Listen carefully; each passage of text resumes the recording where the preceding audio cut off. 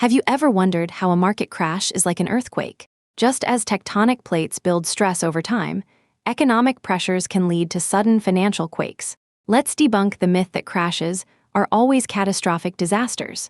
A market crash is a sudden drop in stock prices by at least 20%, but they're not as rare as you think.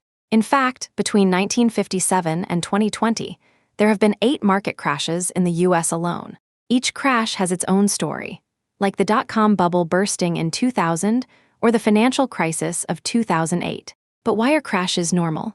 They act as natural correctives, balancing overvalued markets. For instance, if you invested $10,000 in 2007 before the 2008 crash, it would have grown over time despite downturns. While this is educational content and not financial advice, remember that patience and diversification are key to weathering crashes.